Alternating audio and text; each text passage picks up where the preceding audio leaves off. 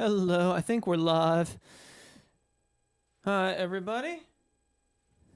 I'm a little bit bundled up because it's a little bit chilly. I don't have a ton of time today, but it'd been a while since I'd done a stream, and I just kind of felt like getting online and answering some questions. I see some people are already availing themselves of the chat. That's what the chat is for.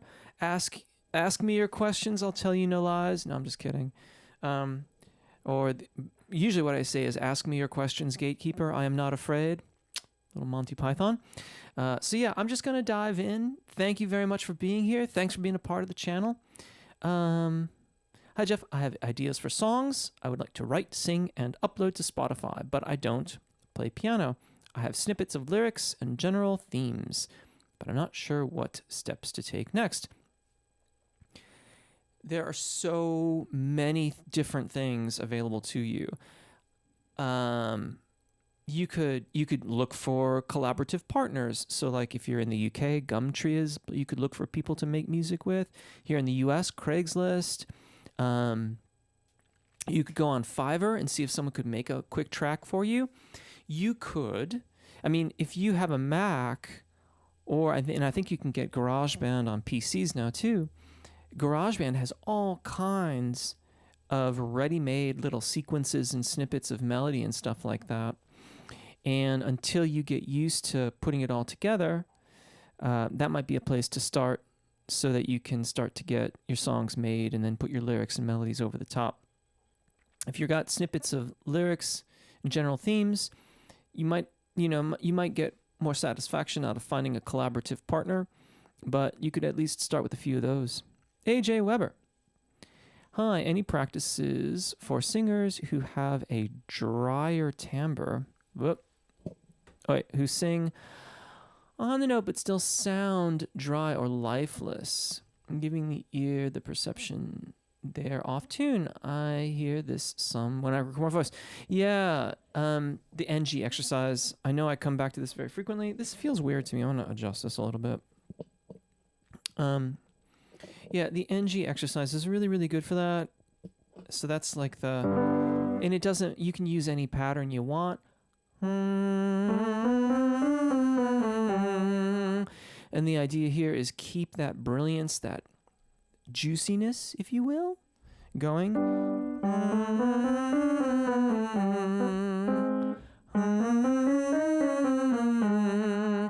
And when you can do that consistently and it feels comfy, then release to ah.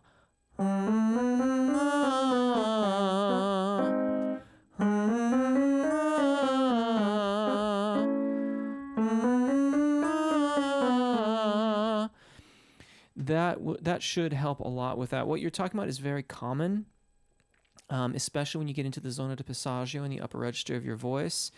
So that is usually like the first stop when I have that with a client of mine. I'm going to scroll back up here a little bit.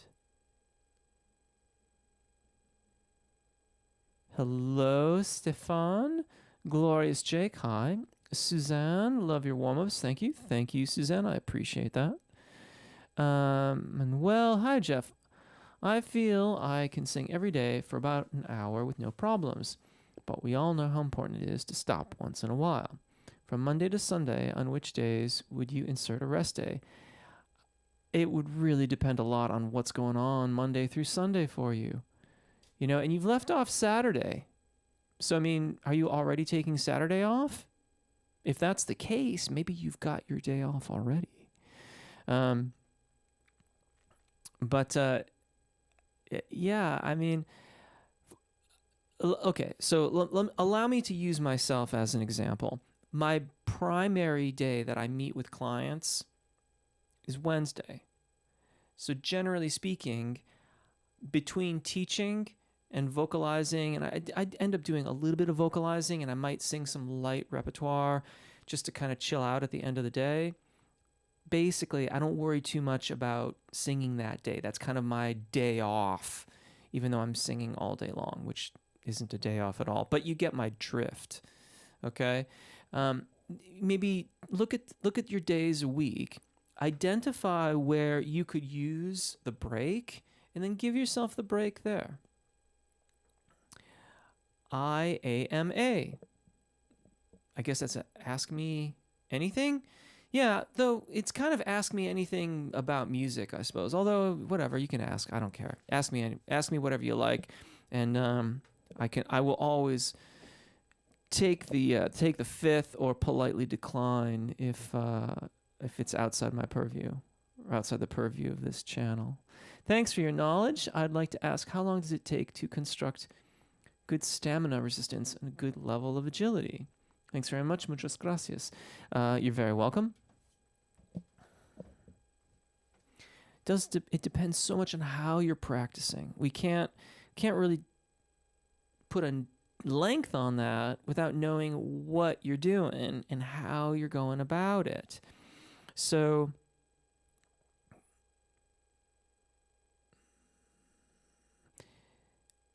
I'm thinking back over my own personal experience. And I mean, I kind of always feel like I could always be a little bit more agile, a little bit faster, a little bit lighter and more supple and things like that. And I kind of wonder too how much of that is part of this conversation as well, which is about the time that you're starting to feel like, oh yeah, I'm getting the hang of this, you'll start to conceptualize of how it could be just a little bit better. And then you'll kind of want to go there and so on and so forth. Music tends to be like that. The more one can do, the more one then hears what they can't yet do. So, you know, I mean, with good vocal technique and all that sort of stuff, it shouldn't take a terribly long amount of time. If it's plaguing you year after year, you might look at how you're practicing and what you're practicing. That might not be generating the kind of release of the vocal mechanism that's going to make you as agile as you wish to be. And I am specifically looking at Apogeo breath management here. That will have a lot to do with it. That certainly had a lot to do with it for me, because I was singing and studying for years, teaching all the time too, before I switched to a true Apogeo practice. And that then changed everything. Hello, Glorious Jake. Sorry, forgot to mute. I'll try to remember in the future. I thought that said Jim, but it doesn't. Any tips for this poor mezzo-soprano sorted into the soprano one in choir? Be gentle with your voice. Work on your registration event practices. I mean, in the choir, it shouldn't... I guess it just depends on the parts and the pieces that you're doing, but... Just you're gonna have to work on your registration event practice, and yeah. But I mean, there's an awful lot of overlap in those parts typically. I mean, in terms of the fox, you know, like the soprano fock and the mezzo fock overlap to a rather large degree, and I don't think that your choral parts are going to get into the sort of rarefied air that soprano parts could. So mainly just focus on, your secondo passaggio for a mezzo is going to be about here.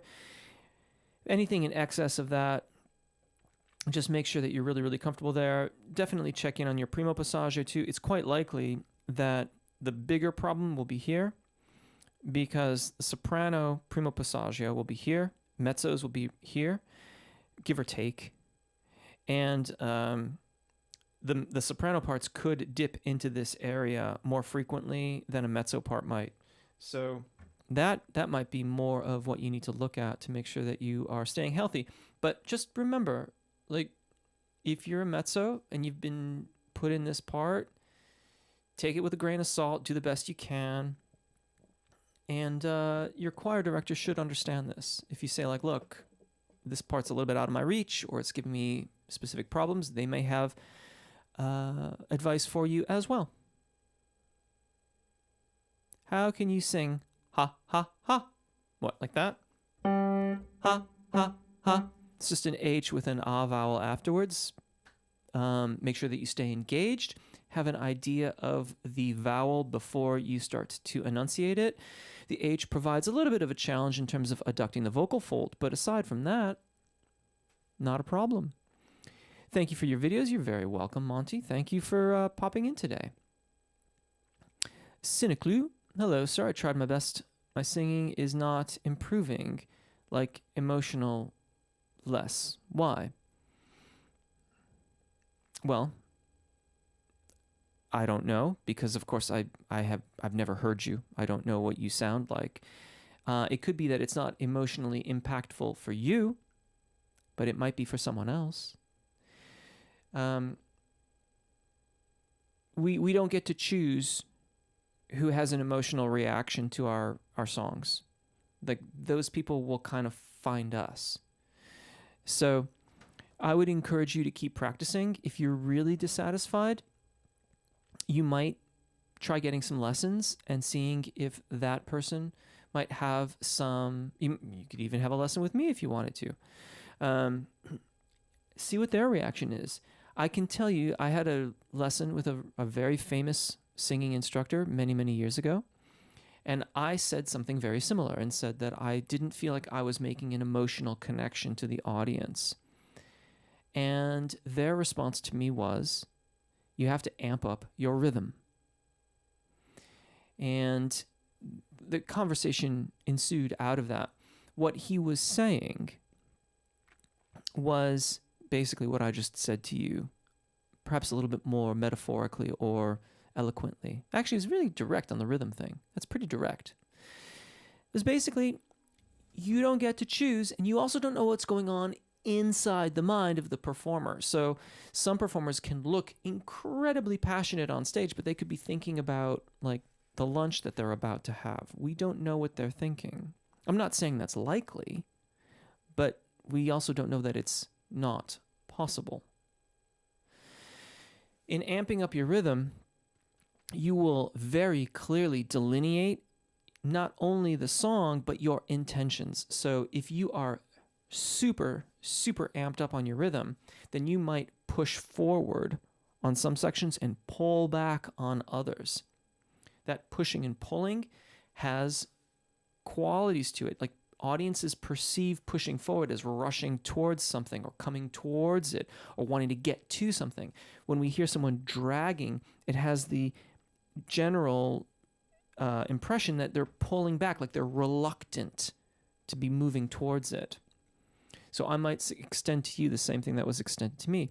Try amping up your rhythm. If you're not counting, start counting your melodies so that you have accurate, objective information about where you are in the pulse and how you are interpreting it.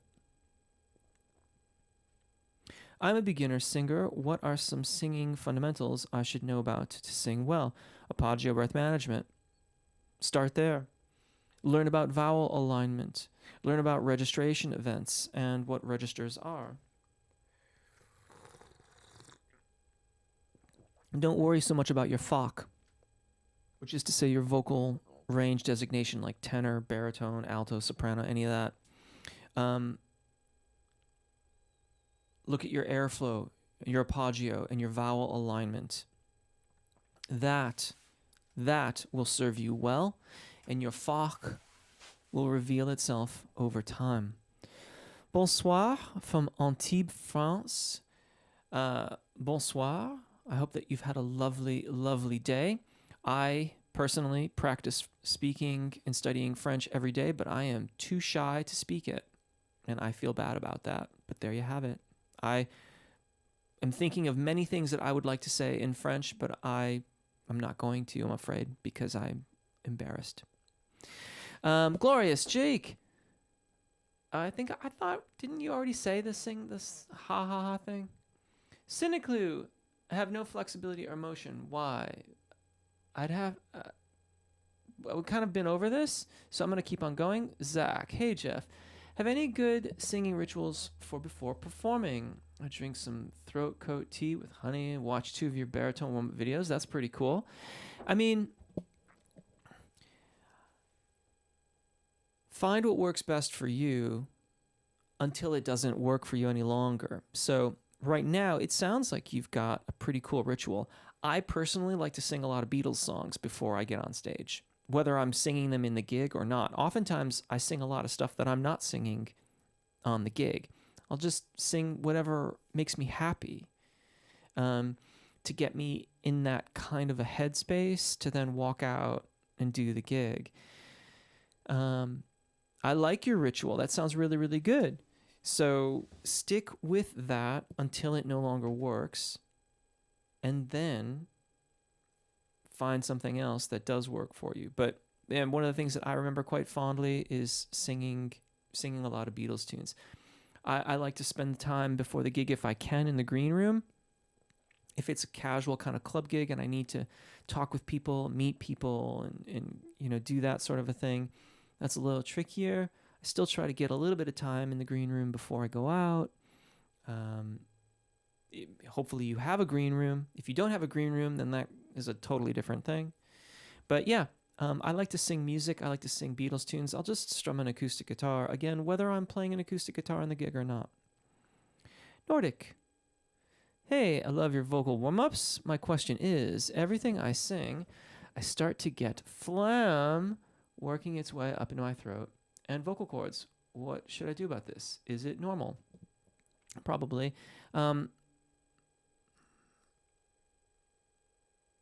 You might just need to warm up for a little bit longer. You might need to assess how well hydrated you are throughout the rest of your day and days. So you might experiment a little bit with like your room temperature water intake. You might need to warm up a little bit longer.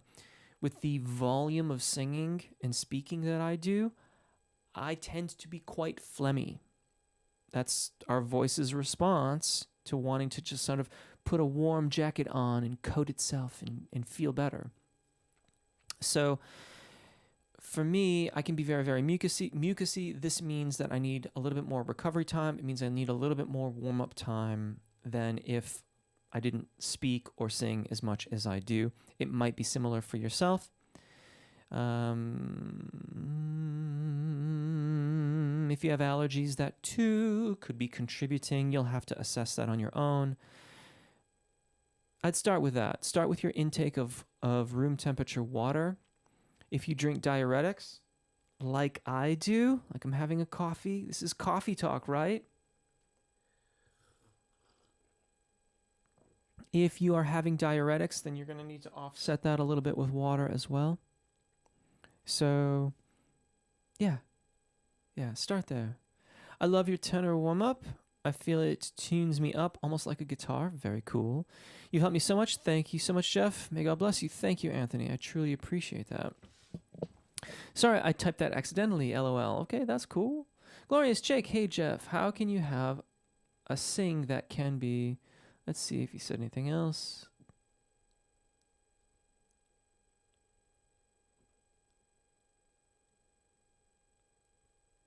Mr. I don't know where that's... Who's that? Glorious Jake. Where? I don't know. Okay. Hi, Jeff. I've sung some songs where there's a sustained note, which is just in the border of the zona de passaggio. It's always like walking on a tightrope. I feel my voice could crack. And it also feels my voice weakens. So you need to... So do a recording of that and then assess what the recording sounds like. If it really sounds weak, then you need to work on the balance, how you're navigating that thyroarytenoid cricothyroid balance in the zona de passaggio. The feeling like it could crack isn't a bad thing. It's an uncomfortable thing, but it speaks... Without hearing you, I'm a little bit talking out of turn here, but it does speak highly for how much flexibility, how much release you are encouraging, how much release you are cultivating. That being said, it feels really uncomfortable. It's very unnerving. I still feel this way. After all these years, it still is sort of a part of my experience of singing. So this is where recording can help, where it can inform how you're using your voice, and whether or not you're really in danger of cracking and having problems and stuff like that. Capone was very nasty flu, 5 days, and now voice is just dull. Try some vocals and coughing feels like needles. Okay, so you need more time off, Capone.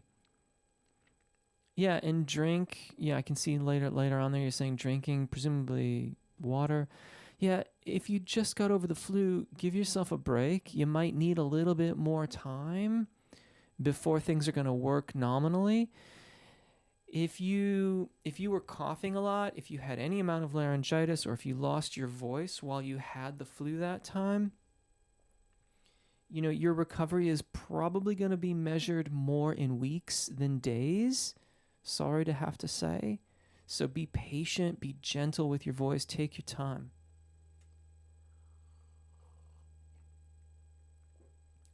Hello, greetings from the Philippines. Thank you so much for your vocal exercises. Can I ask, for a singer who often sings with belting style, how often should I vocalize? We should all be vocalizing every day. That doesn't mean necessarily, belting it out every day, singing in the zona de passaggio or above the secondo passaggio belting every day, but you can certainly vocalize other aspects of your voice, practice your arpeggio breath management, and vowel alignment below the primo passaggio. Those would all be really, really great things that you can do on a daily basis. If you find that you need some time off because of the belting, that's not unusual. Plan accordingly. But yeah, good stuff. What can I do to strengthen the volume and projection when using my falsetto range as a tenor? Okay, it does depend a little bit on how you're using the word falsetto. I'm surprised that you would need any volume or projection if you are using it the way that I use it, which is as a range distinction. In other words, when you are singing falsetto, you are singing in a particular range of the tenor voice. Falsetto for tenor starts here and ascends from there. So this is B4, you have C5. That's where falsetto begins. If you're in this range of your voice and you're singing with a falsetto tone production, that light, airy kind of sound, well, that's not the most efficient way to use your voice for those pitches. So you're making a trade-off. You're trading that tone quality, that light, airy sound, and the trade-off is volume, projection, and all those other things. If you want to have more volume and projection, then you need to look at trying to have more adduction of the vocal fold in that range of your voice. That will mean losing some of that light airiness, but again, it's a balancing thing. You're not going to have that light, airy, effervescent falsetto tone production and have a super huge sound. Those are inconsistent outcomes, right? When you have that falsetto tone production, you're separating the vocal folds. It can't vibrate as much. So, yeah, you have to figure out a little bit what you're looking for and how you are trying to express yourself in your music. Ms. Leo. Hi, Jeff. When I lead songs, people often say I sound flat. What can I do to make my voice catchy? Well, I don't know if you mean like you sound flat emotionally, like it's boring, or if you're meaning you're literally singing out of tune. If you are literally singing out of tune, there's lots of different stuff that you can do to work on that. Solfege and ear training would be a great thing to add to your practice regimen. Additionally, vowel alignment and arpeggio breath management. I'm basically saying all things vocalization related here. Because if you are consistently out of tune, then there is a fundamental gap in your technique, right? If you're always out of tune, once I get above C4, I'm always flat. Okay, well, if it's that pervasive, then there is some fundamental aspect of your technique which is not serving your voice, especially if you sing, generally speaking, well in tune when you're not in that area of your voice, right? That should tip you off that there's something fundamentally off about how you're approaching that area of your voice. If you just mean emotionally flat, you could look at, I mentioned earlier today, the NG exercise. That exercise is a way to look at resonance in the voice and decide to emphasize or de-emphasize aspects of it. So you could experiment with maybe having a bit more mask resonance. Maybe that would brighten up your sound and make it more exciting for people to listen to. I'm doing 4 days for agility, 20 minutes, and for stamina around 40 minutes. I do see improvements, but it's little by little. ¿Hablas español? I don't speak. I'm not sure if that's what. If you're asking me if I speak Spanish, I'm afraid I don't speak Spanish. I'm sorry, but I do know de nada. I can say that. Our progress is incremental. What you're talking about practicing there seems very reasonable, and if you're seeing improvement, keep going. But it does take time. Like, our progress is measured. When we first get started as musicians, we can see an awful lot of improvement very, very quickly. And then we very quickly come to these longer plateaus. And then our progress really it gets measured more in years than it does on a day.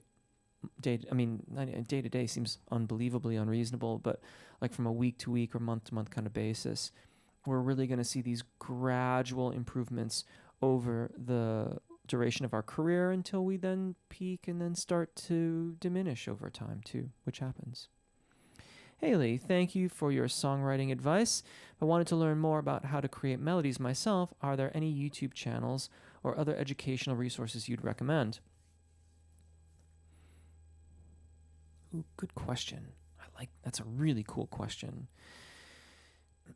So first of all, one thing, let's just kind of state what seems obvious to me, but may not be obvious. Melody, like the vast majority of the melodies of our songs are just built out of scales, right?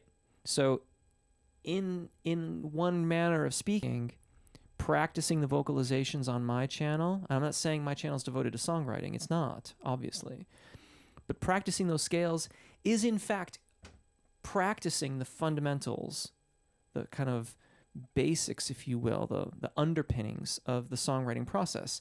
Melodies are built out of scales and arpeggios. So there's certainly lots and lots of information on YouTube. I don't know of any that I would recommend. What I would look for, what I would suggest you look for. You know what? Guy Macklemore, I think is his name. I think his name is Guy Macklemore. And he is a little bit older English gentleman who does a lot of writing for film and movies. Does a lot of composition for film and movies. And I think that he has done a few videos on melody writing. You might start there.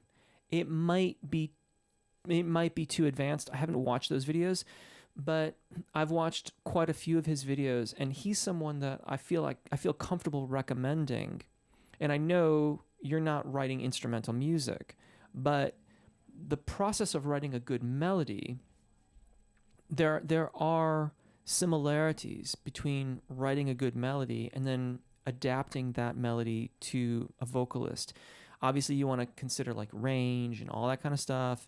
You don't want to write something that's too, absurd for a vocalist to sing.